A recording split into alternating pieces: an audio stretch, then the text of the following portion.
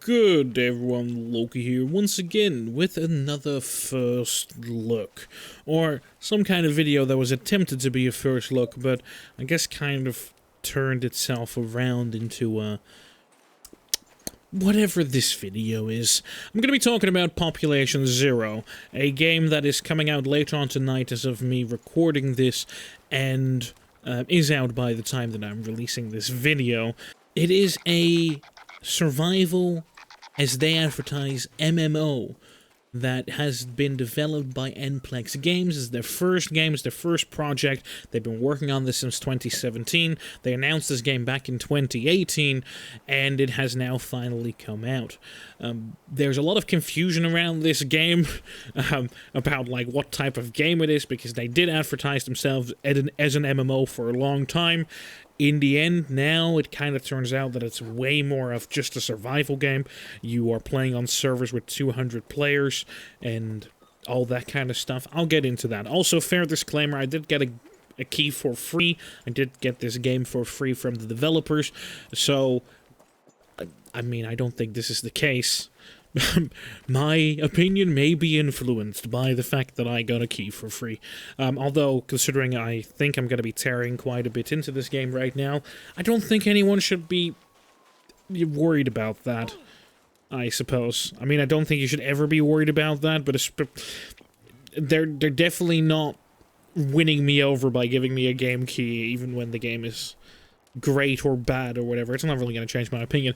Anyway, they have kind of flip-flopped on what they're doing, and as it turns out, it is a survival game. They have an interesting mechanic that is kind of the built-in Rust reset, which the default Rust reset is like monthly. A lot of servers do weekly. Essentially, Population Zero has a built-in weekly reset, and that means that every week there's a fresh world, and you can go and experience everything fresh with everyone else. You have this rush for resources. You have this rush to build up your base first to get this technology. But it has an an account level. It has an account level on top of things, which does mean that somebody who has been playing the game before, because you need to go through multiple cycles before you can level up to certain parts. For example, building itself is locked behind account level 4, which means you can't really make a base until you've been through, like, probably at least multiple cycles. I played a little bit, I got myself to die, I got 200 experience for what I did in the main story, which wasn't all that much. Was about, like, an hour and a half, probably, of main story that I did. And I got myself 200 experience. You need 400 for getting level 2. And level 2, you unlock PvP worlds. But I'm gonna assume the XP goes up. I don't know for sure. But yeah, needing level 4 before you can actually properly build yourself a proper base is kind of shitty. Already kind of pushes the steam out of this survival game, because what you do in a lot of survival games and the way they push you forward is by really pushing you into the direction of, here, go and make your own base. Then you go and make your own base, you work out of your own base, you're trying to upgrade it, you really push from that perspective. But they don't have that. They try to kind of push you working on the hub, because there is a hub, and if you need to unlock the different workstations inside the hub by getting different resources from around the world, but it's very much just a grindy mess. You start off with like a very small tutorial where they don't really explain a lot. They show you one unlock in the technology tree, they make you pick up 2 different items, they make you find a monster, but that's about it.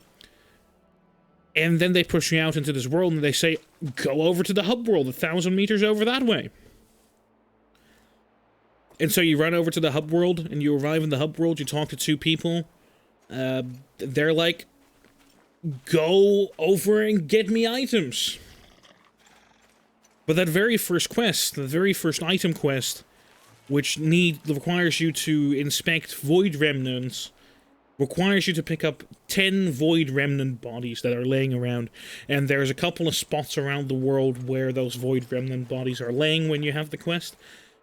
But because it's like the very first quest you get from the hub, and obviously everyone is starting at the same time, this is probably going to happen tonight really badly, because right now you only really have content creators in, I think, founder pack owners through their websites or whatever. So you have a very limited player base.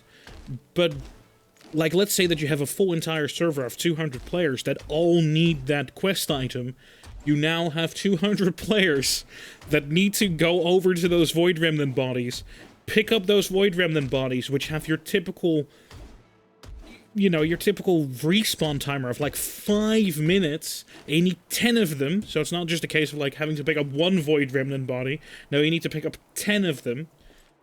If you're lucky in each area, I think there are... Like, there's one area where there's 5 bodies, there's another area where there's like 2 bodies. So, I guess you can be really patient and stand around for 10 bodies to respawn. And maybe you can snatch multiple ones at the same time.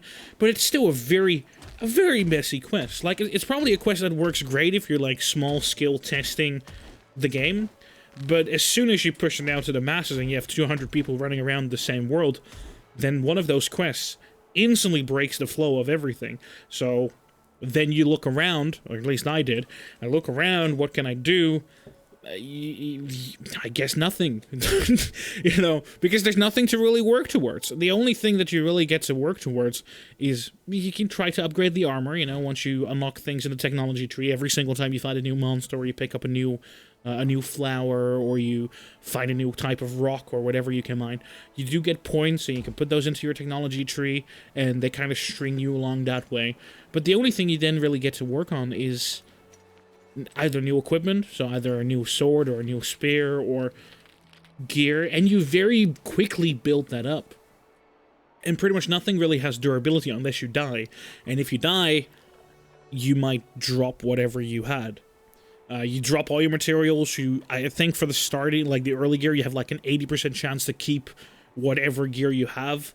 So there's a 20% chance that you lose it. But even then, since your first cycle is going to be in the PvE world, you can just run over to your dead body. Nobody else is going to be able to loot it. You can pick up your dead body. You can go along and not really worry about anything anyway. So, you know, when you finally get those 10 Void Remnant bodies, you run back to the hub, you go and be like, hey, I got these Void Remnant bodies, woo. And then he's like, okay, go and get me more supplies from the desert. And by this point, you cannot get into the desert yet. Or at least, you might try to run into the desert, but because it's hot in the desert, it has your typical different biomes. Because it's too hot in the desert, you cannot go into the desert until you have the proper desert clothing.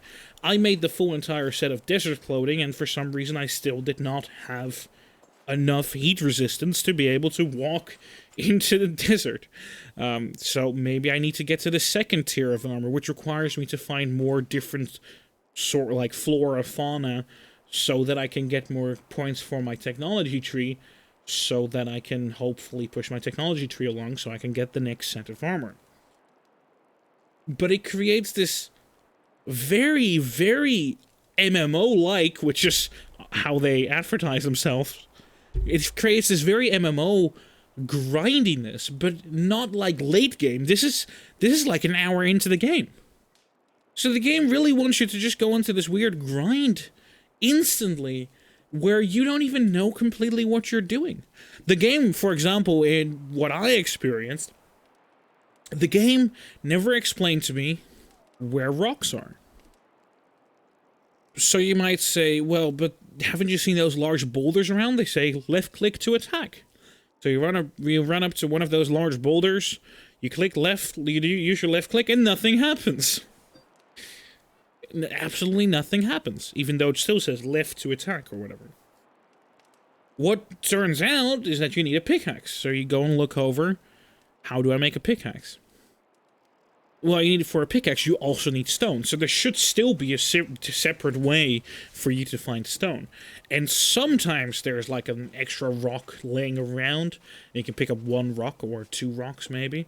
But in my case, there was never, at least in my first run, there was never rocks laying around, because I'm going to assume they have that kind of like 5-minute global timer respawn, and I must have just been really unlucky, because once again, you have everyone at this very early point, because the cycle has just begun, so everyone is at this early point, so everyone is grabbing those early rocks. But the game was just like, oh, you need rocks to build your spear, you need rocks to build your pickaxe, you need rocks to build your hammer, you need rocks to build your knife.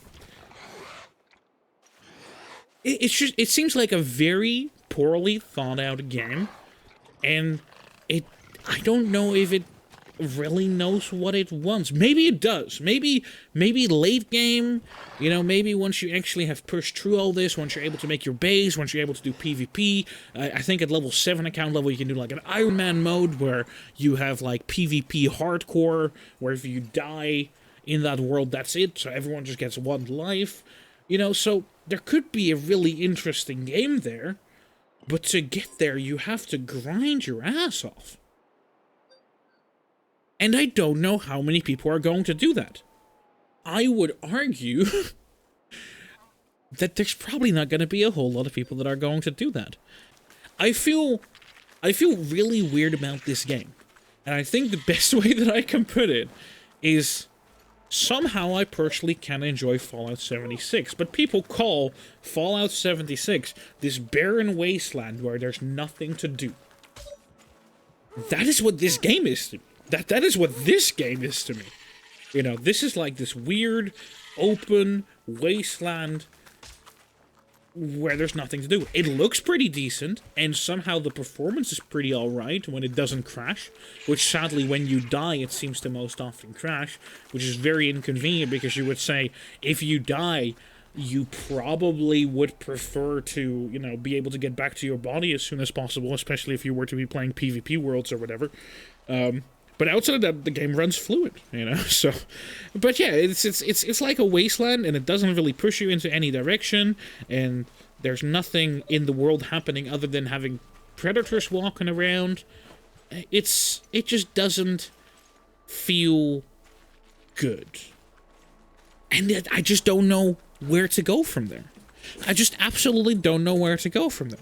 Because supposedly the story should unfold itself across multiple account levels, but like I said, I don't see many players lasting multiple account levels. I don't see them lasting multiple cycles.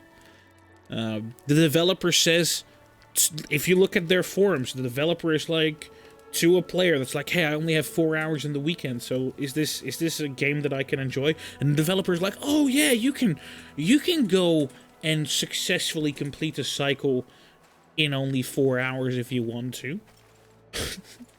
Like, you can quote-unquote win a cycle in 4 hours. But can you really, though? You know, like, I played for about 2 hours, and I feel like I got nowhere. I didn't get the hub completely started up, you know? I didn't get the place where you can safely hide started up. So you shouldn't, like, you really, from how grindy this game is, you cannot complete the game in 4 hours. It's just not true. It's just straight up not true. And then at the same time, they're trying to say that everything is fair and balanced between players who have played a lot and new players, which is also just simply not true, because, as I mentioned, you cannot build until a higher account level. So somebody who obviously is able to build their own base, especially on PvP servers, because PvP opens up at account level 2, and building doesn't open up until account level 4. Somebody who can build a base with a proper door and can properly defend themselves inside of their base, obviously they're gonna have an advantage. I just don't understand.